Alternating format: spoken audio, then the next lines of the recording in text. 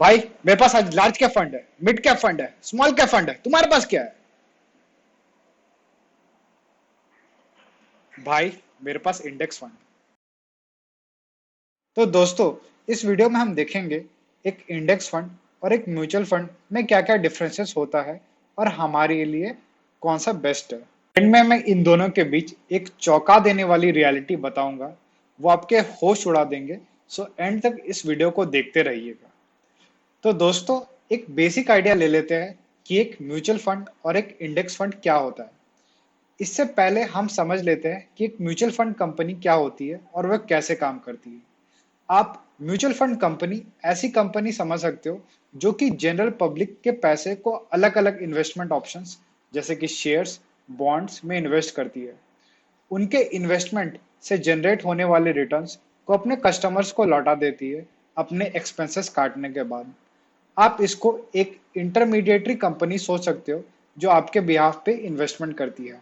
जैसे कि active mutual fund ऐसे फंड्स होते हैं जिसमें एक फंड मैनेजर या एनालिस्ट अपने स्किल यूज करके आपके पैसे को मार्केट में इन्वेस्ट करता है। जबकि एक इंडेक्स फंड में कोई फंड मैनेजर या एनालिस्ट नहीं रहता। इसमें इन्वेस्टमेंट ऑटो पायलट पे चलती है जो कि मार्केट इंडेक्सेस जैसे कि सेंसेक्स या निफ्टी को कॉपी करता है।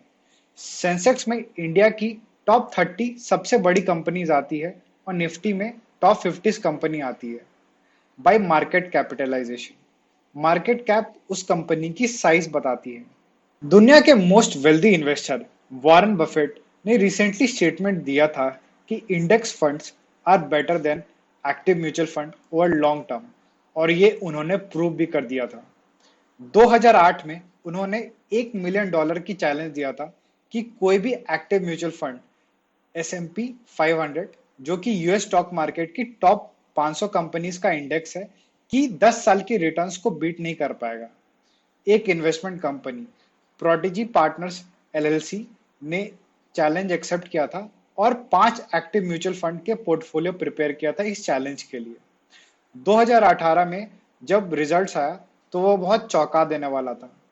एक्टिव म्यूचुअल फंड पोर्टफोलियो ने सिर्फ 22% रिटर्न जनरेट करके दिया, जबकि इंडेक्स फंड ने 85% रिटर्न दिया, जो कि सारे इंडिविजुअल फंड्स के रिटर्न से ज्यादा था। तो क्या हमें भी हमेशा इंडेक्स फंड लेना चाहिए और एक्टिव म्यूचुअल फंड को इग्नोर करना चाहिए? ऐसा नहीं है। हमें इतनी जल्दी कंक्लूजन पे नहीं आना चाहिए। जो स्टोरी मैंने आपको सुनाई वो यूएस मार्केट की है, और हम सब जानते हैं कि यूएस एक डेवलप्ड इकोनॉमी है। जनरली एक डेवलप्ड इकोनॉमी में मार्केट बहुत ही एफिशिएंट, सैचुरेटेड और कॉम्पिटिटिव होता है। इसे सिंपल भाषा में बोला जाए तो वहाँ की बड़ी कंपनीज और बड़े हो जाते हैं और उनके सेक्टर में दूर दूर तक कोई कंपटीशन नहीं रहता। ऐसे मार्केट में मल्टी बैगर्स यानी फ्यूचर के नए टॉप कंपनीज निकालना बहुत ही मुश्किल हो जाता है। जैसे कि करंटली बहुत लेस चांस है कि फ्यूचर में गूगल से बेटर कोई सर्च इंजन आ जाए, अमेजोन से बेटर कोई ऑनलाइन रिटेलर आ जाए, माइक्रोसॉफ्ट की विंडोज से बेटर कोई ऑपरेटिंग सिस्टम आ जाए। ऐसे ही बड़ी कंपनीज मार्केट को चलाएंगी 10-15 साल बाद भी। इंडिया की इकोनॉमिक क्लाइमेट थोड़ी डिफरेंट होती है यूएस स्टॉक मार्केट से। फॉर एग्जाम्पल, यहाँ फ्यूचर के मल्टी बैगर्स या बड़े कंपनीज फाइंड करना थोड़ा आसान होता है।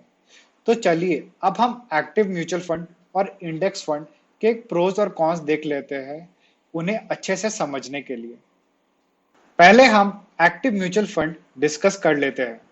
पहले हम इनके कॉन्स देखते हैं। सबसे बड़ी चीज मुझे इनकी ये लगती है कि इनका हाई एक्सपेंस रेशियो, जो कि जनरली डायरेक्ट म्यूचुअल फंड्स का अराउंड 1% तक रहता है। ये आपको भले ही बहुत कम लग रही हो अभी, लेकिन लंबे समय में ये 1% की वैल्यू करोड़ों में चल जाती है, और तब आपके नेट रिटर्न्स थोड़े कम हो जाते हैं। दूसरा है कि मोस्ट एक्टिव म्यूचुअल फंड अपने कैटेगरी के इंडेक्स फंड के रिटर्न्स को लॉन्ग टर्म जैसे कि 10-15 साल बाद भी बीट नहीं कर पाते। प्लस एक्सपेंस एडजस्टेड रिटर्न तो और भी खराब लगता है। तो इसको लेने का फायदा ही क्या? अब कुछ पॉजिटिव पॉइंट्स देखते हैं। पहला है, इसमें एक फंड मैनेजर रहता है जो अपने स्किल्स यूज करके आपको अच्छे रिटर्न्स निकाल के देता है। अच्छे फंड मैनेजर मार्केट के fundamental principle buy low and sell high को अच्छे से अप्लाई करते हैं। वो जब मार्केट हाई रहता है तब वो कैश होल्ड करते हैं, और जब मार्केट लो रहता है तो वो जम के बाइंग करते हैं। दूसरा पॉइंट है कि कुछ एक्टिव फंड आपको इंडेक्स से बेटर रिटर्न्स या फिर अल्फा जनरेट करके देते हैं, जो आपके फाइनेंशियल गोल्स के लिए बहुत ही इंपॉर्टेंट रहता है। बट इसे अचीव करने के लिए आपको हमेशा अपनी एसआईपी यानी कि सिस्टमैटिक इन्वेस्टमेंट प्लान कंटिन्यू रखना चाहिए। ऐसा नहीं होना चाहिए कि मार्केट लो है तो आप सब कुछ बेच के निकल गए, या फिर मार्केट हाई है तो आप लालच में इन्वेस्ट करने वापस आ जाओ। आपको हमेशा लंबे समय के लिए इन्वेस्टमेंट करना चाहिए। तीसरा है कि एक्टिव म्यूचुअल फंड में मल्टी कैप इन्वेस्टमेंट ऑप्शंस रहती है। इसमें फंड मैनेजर इंडिया की 5,000 कंपनीज में से कोई भी पिक कर सकता है, ताकि वो आपको अच्छे से रिटर्न्स निकाल के दे सके।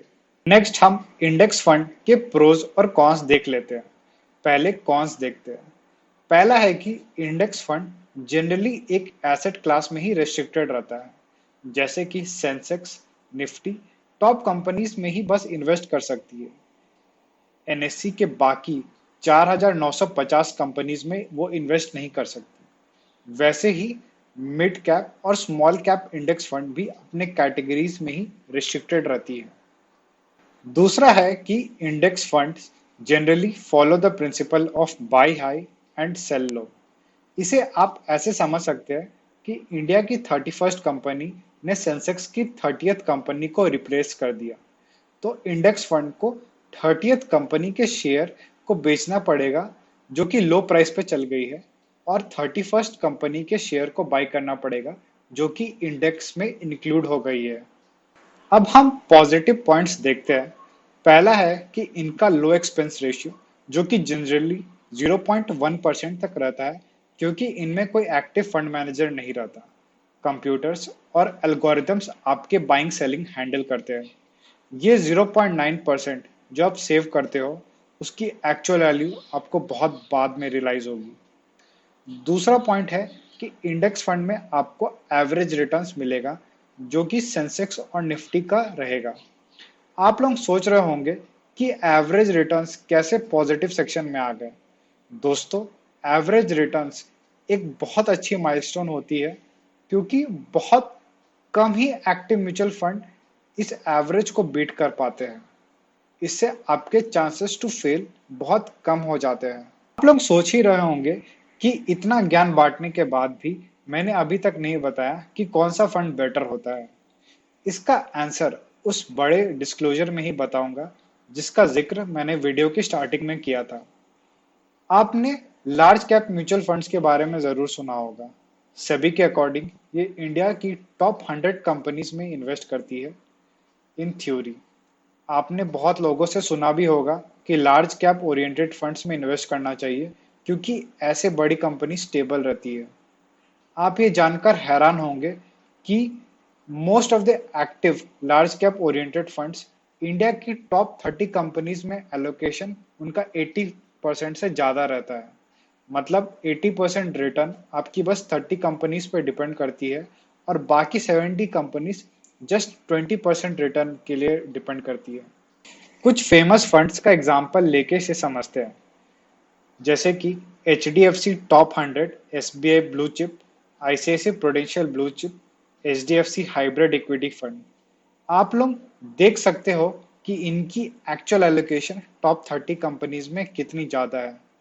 मैंने डिस्क्रिप्शन में मनी कंट्रोल का लिंक भी दिया है, जहां जाकर आप इन फंड्स की कंप्लीट होल्डिंग देख सकते हैं। मैं आपको पर्सनली ये रिकमेंड करूंगा कि लार्ज कैप ओरिएंटेड फंड्स की वजह आप इंडेक्स फंड में इन्वेस्ट कर सकते हो, जहां आपको कम एक्सपेंस रेशियो लगेगा और एवरेज रिटर्न्स भी मिल जाएगा। और ज़्यादा अल्फा जनरेट करने के लिए आप दूसरे मिड कैप और स्मॉल कैप फंड्स में इन्वेस्ट कर सकते हो, depending upon your risk profile. तो दोस्तों, अब इस वीडियो का एंड करते हैं। आप लोग को कुछ भी डाउट होगा तो आप कमेंट सेक्शन में लिख के बताइएगा। I will be more than happy to reply. Thank you and stay safe.